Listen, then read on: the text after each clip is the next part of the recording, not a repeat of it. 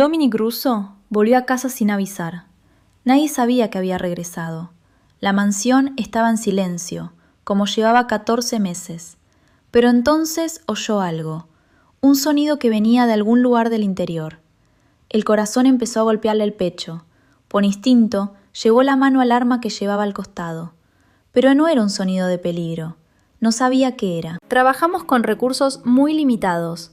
Nuestro objetivo es alcanzar los 1000 suscriptores. Si te gusta este video, suscríbete al canal para ayudarnos a activar la monetización. Avanzó hacia allí, siguiendo el ruido, con las 2 manos temblando. Venía de la cocina. Empujó la puerta, y lo que vio le detuvo el corazón. Dominic Russo era un jefe mafioso, el cabeza de la familia Russo, una de las organizaciones criminales más poderosas de Nueva York. Controlaba los puertos, los casinos clandestinos y la mitad de los negocios de protección de Manhattan. Los hombres le temían. Sus enemigos temblaban al oír su nombre. Todo lo que tocaba se convertía en oro o en ruina. Pero el poder no podía devolverle lo que había perdido. Su esposa Isabela había perdido la vida en un ataque a plena luz del día. La organización Méndez, una familia rival, quería enviar un mensaje. Emboscaron su coche cuando iba a recoger a sus 3 hijas de la guardería. Isabela usó su propio cuerpo como escudo. Nunca volvió a casa. Las niñas sobrevivieron, ni un rasguño. Dominic estaba en Chicago ocupándose de negocios cuando recibió la llamada. En su funeral, algo se quebró dentro de sus 3 pequeñas, Lucía, Valentina y Mía, trillizas idénticas de 4 años, con rizos negros y los ojos marrones de su madre. Las 3 dejaron de hablar. Lucía solía leerles cuentos a sus muñecas. Valentina preguntaba por qué a todo. Mía cantaba canciones inventadas en la bañera durante las comidas y mientras jugaba. Ahora no había nada, silencio. 14 meses de silencio absoluto. Ni una sola palabra, ni una risa, ni siquiera un sollozo. Solo se oía a 3 niñas pequeñas tomadas de la mano, mirando al vacío como fantasmas. Dominic hizo lo que haría cualquier padre con recursos ilimitados. Gastó millones intentando arreglar lo que se había roto. Psicólogos infantiles de los mejores hospitales, médicos especialistas de Europa, una terapia tras otra. La llevó a Disney World, a los Hamptons, a una isla privada en el Caribe. Les compró cachorros ponis, les construyó un castillo de juguete en el jardín. Nada funcionó. Las niñas siguieron encerradas en sí mismas, calladas, juntas, como si hubieran hecho un pacto con el dolor. También hizo otra cosa. Persiguió a la organización Méndez. Uno a uno les hizo pagar muy caro. Tardó 3 meses en borrarlos del mapa. Pero la venganza no trajo de vuelta a Isabela, ni hizo que sus hijas volvieran a hablar. Así que Dominic hizo lo que suelen hacer los hombres rotos. Huyó. Se enterró en su imperio. 18 horas de trabajo al día. Un viaje cada semana. Chicago, Miami, Las Vegas. Porque sentarse en aquella mansión y mirar a 3 niñas en silencio era como ahogarse. Su finca en Long Island tenía 15 dormitorios, piscina, pista de tenis, playa privada, pero era el lugar más solitario de la tierra. Una tarde, Prosa se quedó de pie en la puerta del despacho de Dominic. Llevaba 15 años con la familia Russo. Había visto a Dominic pasar de ser un joven impulsivo a convertirse en un jefe poderoso. Había estado a su lado el día de su boda, el día en que nacieron sus hijas y el día en que Isabela yació en su ataúd. Pero ahora estaba agotada. «Jefe, tengo que hablar con usted». Dominic no levantó la vista del montón de papeles. «Habla». Rosa inspiró hondo. «Ya no puedo encargarme sola de esta casa y de las 3 niñas. La casa es demasiado grande. Las niñas necesitan más cuidados de los que puedo darles. Tengo que contratar a más gente». Dominic siguió sin levantar la mirada. La pluma en su mano continuó firmando documentos cuyo contenido Rosa no quería conocer. «Contrata a quien quieras, Rosa, pero comprueba bien sus antecedentes». Su voz estaba vacía, como si ella acabara de preguntarle si debía comprar más bombillas. Rosa asintió y salió.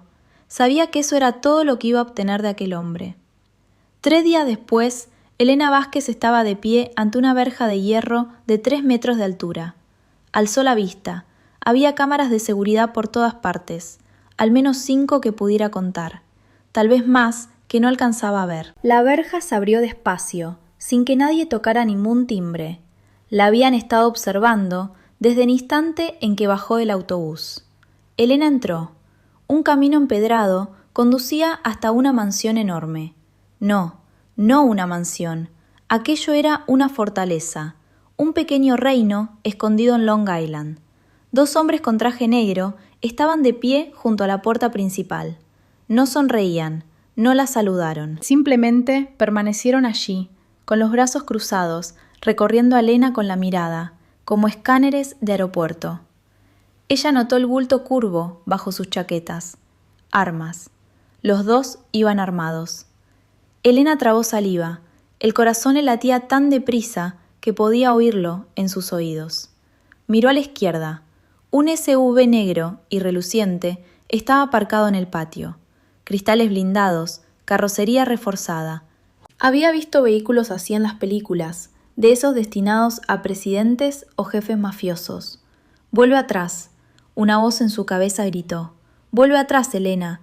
Este no es un sitio para alguien como tú». Pero necesitaba ese trabajo. Necesitaba dinero para pagar al abogado de Miguel. Necesitaba dinero para sobrevivir. El miedo era un lujo que no podía permitirse. Siguió caminando. Un hombre la condujo al interior. La casa era aún más intimidante de lo que había imaginado. Techos altísimos, lámparas de araña de cristal, suelos de mármol tan pulidos que podía verse reflejada en ellos. Todo era caro. Todo era frío y silencioso. Silencioso de una forma que te estrujaba el aliento. Rosa la recibió en la sala de estar. Una mujer de 55 años, de pelo plateado y ojos cansados, que seguían siendo amables. Miró a Elena de arriba abajo. ¿Eres Elena Vázquez? Sí, señora. Rosa señaló la silla que tenía enfrente. Siéntate. Elena se sentó. Apoyó las manos sobre los muslos, intentando que no le temblaran. Rosa guardó silencio durante un largo momento. Después preguntó con voz baja y directa. ¿Tienes miedo? Elena sabía que no le estaba preguntando por el trabajo.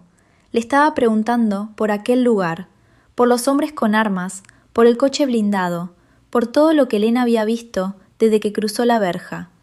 Elena miró directamente a los ojos de Rosa. Sí, tengo miedo. Rosa no dijo nada. Pero he tenido miedo de muchas cosas en mi vida, y sigo aquí.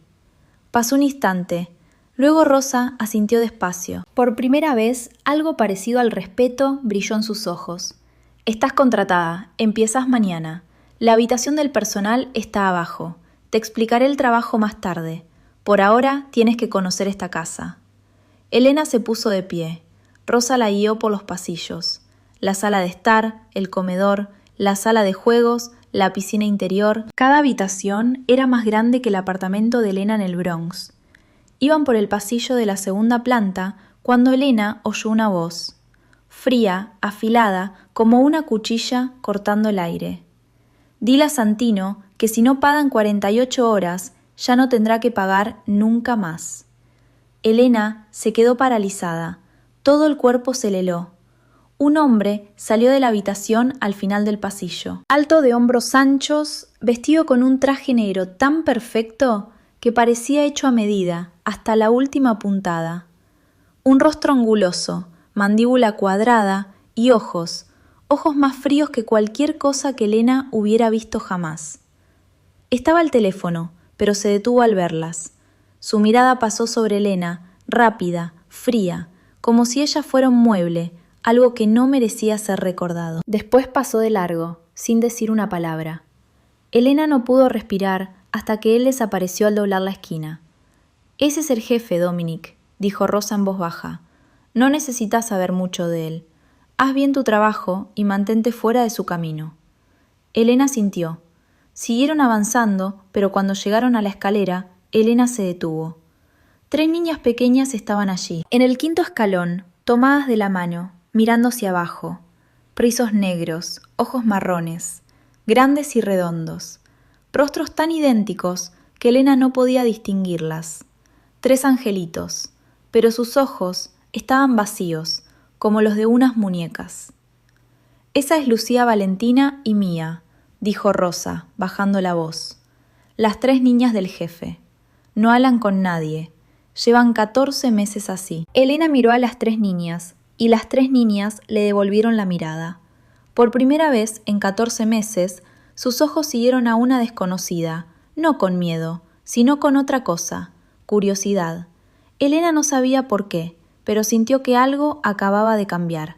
Un hilo invisible acababa de atarse entre ella y aquellas 3 niñas silenciosas. No sabía que ese hilo lo cambiaría todo. En su primer día, Elena empezó a trabajar a las 6 de la mañana. Quitó el polvo de estanterías de libros que parecían no terminar nunca. Aspiró alfombras persas que valían más que todo lo que ella había tenido en su vida. Pulió estatuas cuyo precio no se atrevía a preguntar. Rosa la siguió de habitación en habitación. No dijo una palabra, solo observaba. La forma en que Elena sujetaba el paño, la forma en que se movía, cómo sus ojos captaban todo a su alrededor. Cerca del mediodía se detuvieron en el pasillo de la segunda planta, junto a la habitación de las 3 niñas. Elena podía sentir el silencio que venía de dentro, un silencio pesado, como si alguien intentara no respirar. Rosa habló de pronto. ¿Tienes experiencia con niños? Elena se detuvo. El paño en su mano quedó suspendido en el aire. Sus ojos se perdieron en la distancia, como si la pregunta la hubiera arrastrado a un lugar muy lejano. 3 años antes, el Bronx, un pequeño taller mecánico en la esquina de 17th Street. Su padre, Antonio Vázquez, se limpiaba las manos con un trapo manchado de aceite. Era el mejor mecánico del barrio. Todo el mundo lo conocía, todo el mundo lo quería. Era un hombre decente, trabajaba duro, nunca había hecho daño a nadie, pero nada de eso importó. 2 hombres entraron en el taller aquella tarde. Querían dinero de protección. Dijeron que aquel era territorio de los diablos. Si querías hacer negocio, pagabas. Su padre se negó. Dijo que llevaba 20 años trabajando allí, que no le debía nada a nadie. Lo atacaron allí mismo, delante del taller. 3 sonidos secos. Todo terminó en segundos. Elena volvía a casa después de su turno en la cafetería. Oyó los sonidos a 2 manzanas de distancia. Echó a correr. Corrió todo lo que pudo, pero cuando llegó, su padre ya yacía en un terrible charco rojo. Sus ojos seguían abiertos, mirando al cielo, como si le preguntara a Dios por qué. Su madre no pudo soportarlo. Se derrumbó. 6 meses después, se fue mientras dormía. El médico dijo que fue un infarto. Elena sabía la verdad. Su madre murió de pena. Se le rompió el corazón literalmente. Luego vino Miguel, su hermano pequeño, de 19 años. El chico solo quería ser ingeniero. Nunca se había metido en problemas. Pero alguien necesitaba un chivo expiatorio. Alguien necesitaba a quien culpar. Le tendieron una trampa a Miguel. Sustancias ilegales en el maletero. Un arma en el armario. Lo condenaron a 10 años por un delito que no cometió. Elena se quedó sola. 27 años sin padre, sin madre, con su hermano en prisión. Trabajaba en 2 sitios. En la cafetería de día, limpiando oficinas. De noche, iba a la universidad por las tardes, educación infantil. Cada dólar que ganaba iba destinado a contratar un abogado para Miguel. 3 años. 3 años viviendo con dolor. 3 años despertándose cada mañana y recordándose que tenía que seguir adelante por Miguel, por la memoria de sus padres, porque no tenía derecho a desmoronarse. Elena parpadeó y volvió al presente. Rosa seguía mirándola esperando. Sí, tengo experiencia con niños, dijo Elena con la voz tensa. Pero más que eso, entiendo el dolor de perder a alguien. Vivo con él todos los días. Rosa guardó silencio durante un largo momento. Después miró hacia la puerta cerrada de la habitación de las niñas. Esas criaturas llevan 14 meses en silencio, dijo suavemente.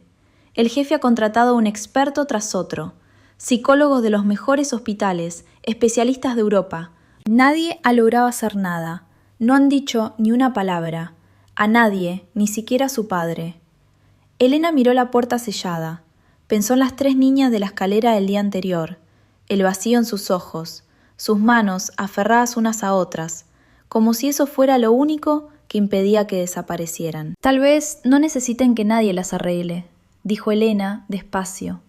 No miraba a Rosa, miraba a la puerta. Tal vez solo necesiten a alguien que entienda. Rosa no habló, solo miró a Elena con una expresión difícil de leer. Algo parpadeó allí, esperanza o quizás solo desesperación, aferrándose a cualquier cosa que pudiera sostener. Se dio la vuelta y siguió guiando a Elena por el resto de habitaciones que aún necesitaban limpieza. Pero ambas sabían que aquella conversación no había sido solo sobre trabajo, había sido sobre algo mucho más grande, algo que ninguna de las dos se atrevía aún a nombrar. Durante la primera semana, Elena no intentó hacer nada especial. Se limitó a hacer su trabajo, quitar el polvo, barrer, doblar ropa, pero lo hacía todo con una extraña delicadeza, como si aquella casa fuera un paciente en recuperación, como si un movimiento brusco pudiera romper algo frágil. Y cantaba, no en voz alta, solo pequeñas melodías, apenas por encima de un suspiro. Cielito lindo, la canción que su madre le cantaba para dormir cuando era pequeña. Tarareaba el estribillo familiar. Cantaba mientras limpiaba las escaleras, cantaba mientras sacaba brillo a la barandilla, cantaba mientras doblaba la ropa de cama. Su voz no era perfecta, pero era cálida y era real. Al tercer día, Elena estaba fregando el pasillo de la segunda planta cuando sintió que alguien la observaba. No se volvió. Siguió trabajando, siguió cantando, pero por el rabillo del ojo la vio. Lucía, la mayor de las 3 hermanas, de pie en la puerta de su habitación, con una mano en el marco, mirando a Elena. Pasaron 5 minutos, 10 minutos, 20 minutos. Lucía seguía allí, sin hablar, sin moverse, solo mirando. Elena quería darse la vuelta, sonreír a la niña, decir algo, pero no lo hizo.